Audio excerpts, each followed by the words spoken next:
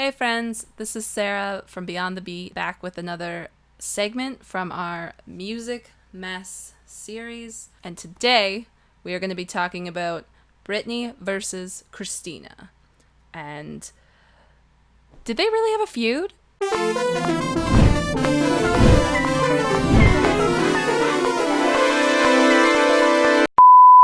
Before we jump into this, I just want to remind you all to like, share, subscribe, comment down below, thoughts, opinions, what you'd like to see next from this segment. And of course, be sure to subscribe and hit that notification bell. You'll get notified every time that we post a new video, and we are coming out with content all the time. So definitely do that. So it is no secret that there are many feuds in the music industry. So often it is hard to tell which ones of those are like put on by the media and the industry itself and which ones are super legit. And today I wanted to take us back to 1999 and look at one of pop's biggest rivalries, if you will, Christina versus Britney. How much of that was like actually real? So today we're going to go back and we're going to look at the timeline of the Britney and Christina relationship from 1999 to 2008. It's kind of where the bulk of it goes down, and definitely where the bulk of it actually hits the media and is discussed. And we're just going to talk about every time that these two were pitted against each other, all the things that they have said and done, and maybe we will be surprised at how little there really is. Let's get to it. So it is easy to pit Britney against Christina. Any two female musicians of like a similar genre and similar sound, they're just bound to be compared to each other. So let's start in 1993. Christina joins the Mickey Mouse Club along with Britney, Justin Timberlake, who we will obviously come back to, and Ryan Gosling, who, yeah, I knew that, but I forget that all the time, and I wish he would be way more a part of this narrative. Ridiculous. So she was the last one of the four to join. So Britney and Christina are just inseparable. They're best friends on this show. They are the two youngest members. They clicked instantly. They were often hanging out together backstage and after and during rehearsals. This is also where we begin to see some seeds of a potential rivalry happening. Both back in the day had crushes on Mr. Justin Timberlake, which is hilarious because Ryan Gosling was right there. Let's be real, Timberlake didn't get hot until he cut off that disgusting ramen look. So now we go on to 1994. The Mickey Mouse Club is canceled. There is a picture of Christina and Britney hugging and crying when they find out the show is canceled because they're going to have to go back to their respective homes, which is so sad and so adorable at the same time, but really shows you just how close they were as kids, right? They were pretty good friends, which makes sense because, you know, they would have had to spend so much time together in rehearsals and performing during this show. So then obviously like they both go back home and it's relatively quiet for a few years. So let's cut to 1998. Britney is signed to Jive Records and records her first album, Hit Me Baby One More Time. I think we know where this is gonna go. So when Britney puts out her first single, Baby One More Time, it is just a huge hit, huge success, top of the charts. Britney is like very quickly becoming an it girl. And once this happens, Christina is very quickly signed to RCA after they've received her demo recordings. They want their own version of Britney Spears. They want to cash in on this teen pop star trend, which means that Christina's career for the first couple years is heavily controlled. Her image is very contrived by people that are not her. So they both released their first album only 7 months apart. Like I said, Spears was Baby One More Time, and it was more bubblegum pop.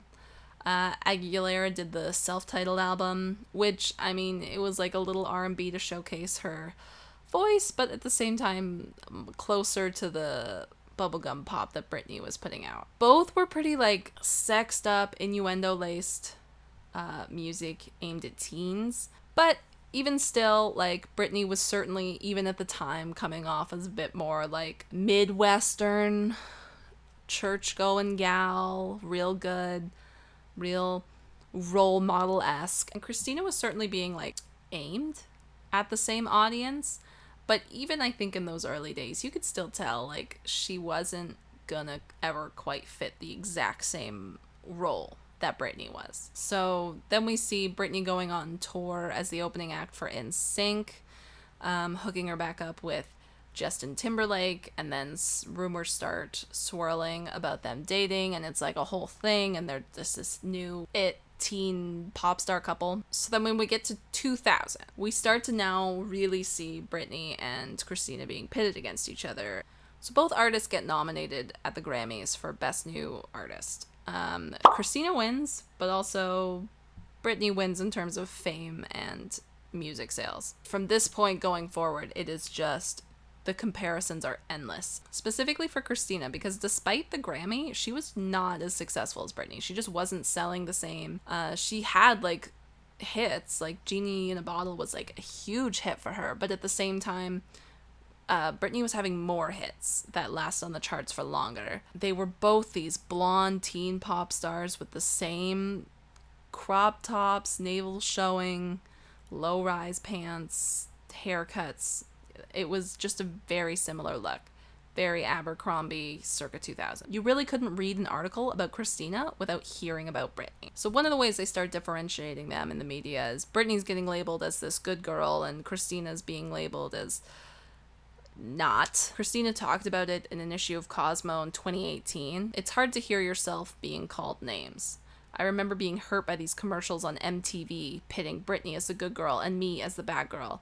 It's like, if I'm going to be demure and innocent, that's okay. But if I'm just going to be myself, I'm trouble. So very interesting how they're like already picking up on these tones. Also, in the middle of this, they release their second albums. Christina releases Mi Reflejo, which is a completely Spanish album, and Spears with Oops, I Did It Again. Oops, I Did It Again was definitely just a much bigger success. Which brings us to 2001. Christina was unhappy with her manager, Steve Kurtz.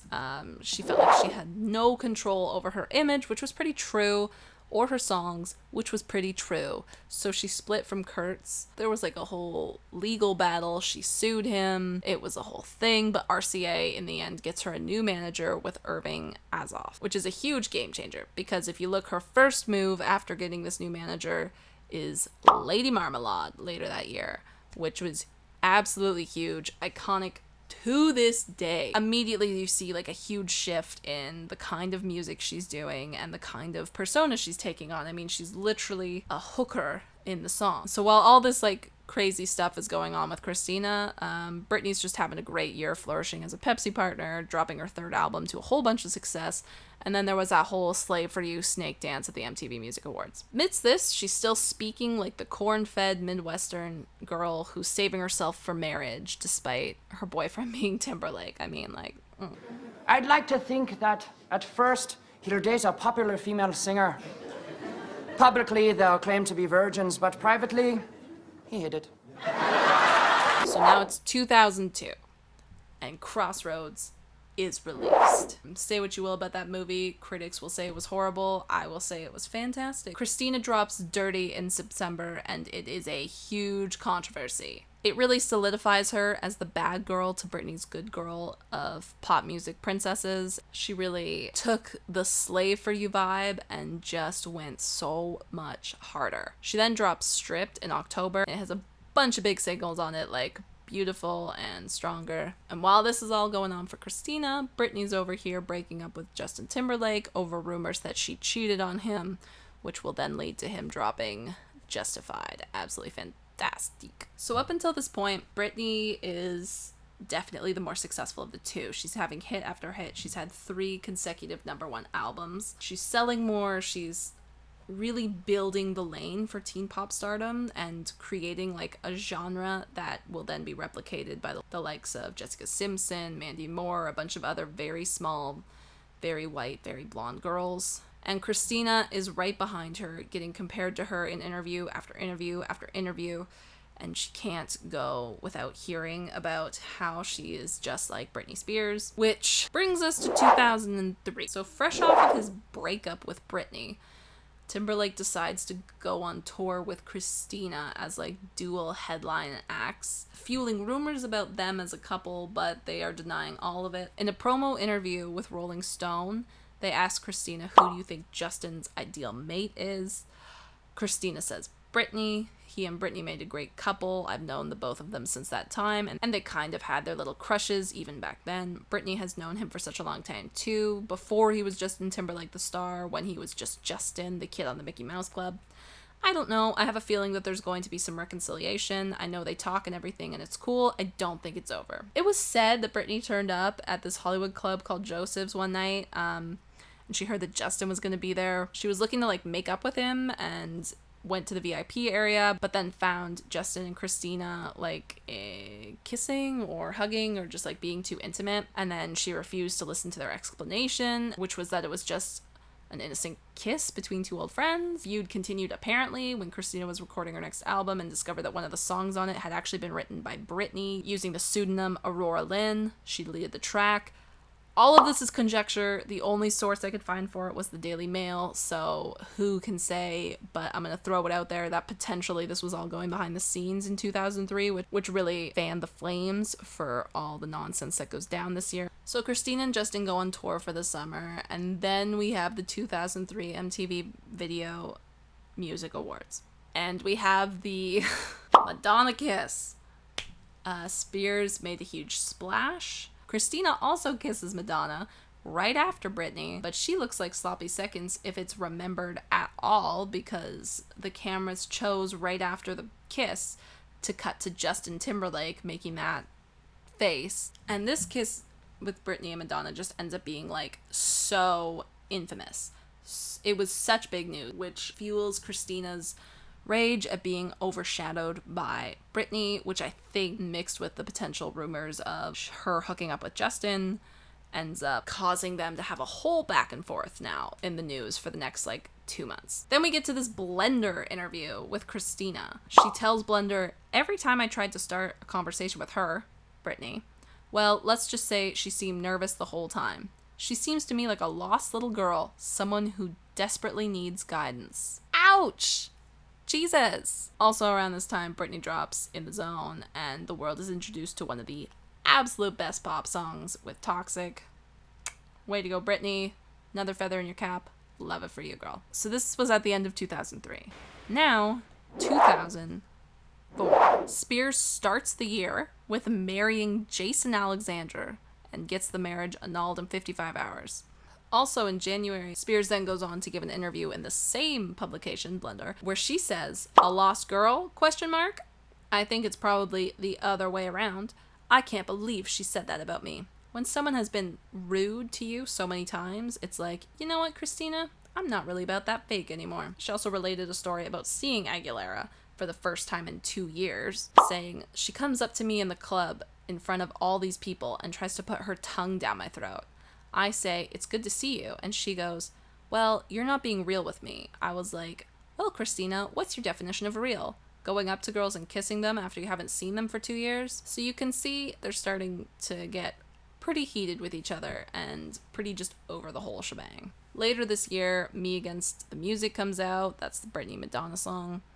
And Christina, in an interview, says, I wished, it was like the same old, it was very bowling pin formation, dancers behind, it was nothing that you haven't seen yet. I was like, oh, that's dope, Britney Madonna, I was actually hoping for something a little more exciting, but, it was what it was. It was a Paul Hunter video, and that's that. But again, Christina also can't have an interview without being asked about Britney, and now it's starting to happen with Britney as well, where she's getting asked about Christina a lot with all these, like, shots going off in the media at each other. But they answer them as well. There is not a lot of media training, apparently, in this day. The fact that these girls are actually, like, responding to these interviews in these, like, pretty honest and pretty clearly, like, annoyed and also maybe hurt way is something you don't see very much these days. During this time, Spears gets engaged to backup dancer Kevin Federline, to which Christina told Us Weekly, "I can't believe that girl bought her own engagement ring. I've seen it up close. It looks like she got it at QVC. I know Britney. She's not trailer trash, but she sure acts that way." Which is yikes. And this is definitely where the feud peaks. Christina did then come out later and apologize for these remarks becoming so publicized. And then allegedly she reached out to Britney apologizing for her words, but then she goes in an interview and is like, I apologize, Britney, but you never reached back, blaming Britney for not accepting her apology and furthering this feud. The article and whatnot, but I've yet to hear back from Miss Brit. So, Britney, if you hear this, I'd like an answer. I'd like a response. We do have a... Which now brings us to 2005. In a blog post on her official site, Spears derailed the rumors that she hated Christina, saying Britney would love to be close with Christina again. In fact, Britney recently wrote Christina a letter telling her how happy and beautiful Christina looks lately. And this is where we start to see the two stars, I think, growing up, moving on. They were 18. They were very young when they first arrived on the scene. So I think we just start to see them maturing a little bit more, because definitely they're starting to backpedal. Now that Spears is married, she has her first child this year. She becomes a mother. Christina gets married to her boyfriend, Jordan Bratman. So then we go to 2006. Spears has her second child, Jaden, in September, and is announcing that she's getting divorced just 2 months after this child. Christina releases Back to the Basics, which is a much more conservative, classy, retro vibe versus her old sex-fueled persona. I think we can just see them dealing with becoming women versus 18-year-olds. Spears, of course, is going through a whole lot of stuff involving her parenting style, involving the way she's critiqued in the media, involving a custody battle with her 2 sons. And now 2007. I mean,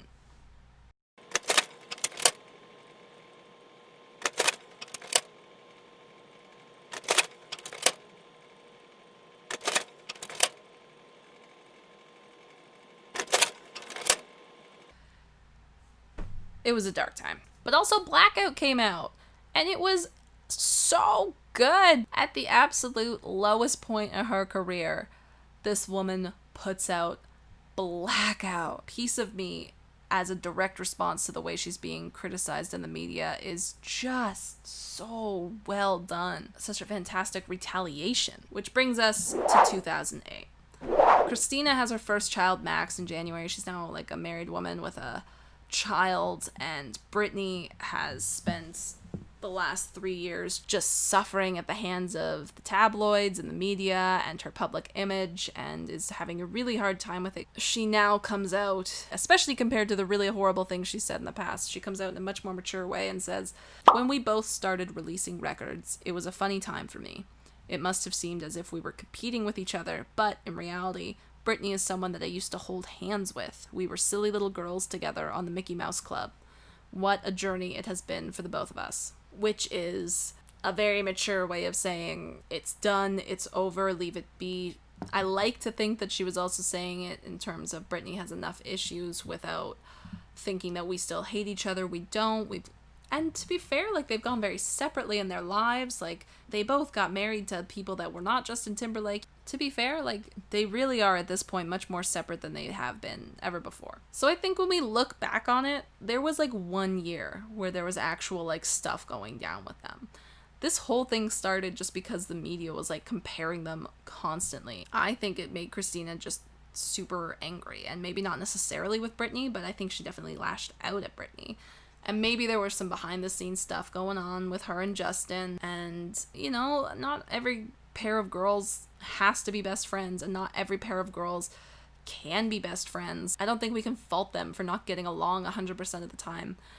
I think we can fault them for being mean to each other, especially so publicly. But, it's not their responsibility to be best friends for the sake of shutting down this feud being spread by the media. I think the most telling thing about this whole back and forth is a couple years back when Christina went on Jimmy Kimmel and talked about how if she had had social media back in the day, that this whole feud with Britney could have been easily squashed with just a quick DM. Which leads me to believe it's really strange and really hurtful for these stars to just sort of wake up one day and suddenly you're hearing this thing in this interview and yeah, maybe you haven't seen that person for 2 years and you're just why the hell would they say anything about me? Much less something that can be interpreted as a little bit rude or something. And I think considering between them there was very few incidents of actual aggression, I think we can give this feud to the media, not the girls. I think this is probably pretty contrived. I think that maybe there was a couple of incidents, but just like girls anywhere, sometimes you have a fight about a boy and then you get cranky with each other for a little while. And especially if you don't have the opportunity to see that girl and hash it out real quick and move on with your life, because the two of you are super worldwide famous pop stars who are on different continents doing your different things. So thanks so much for listening to this, guys. Always a pleasure. Be sure, again, to like, share, comment, subscribe, hit the notification button. So thanks again, friends. Hope you're having a good one. See you next time.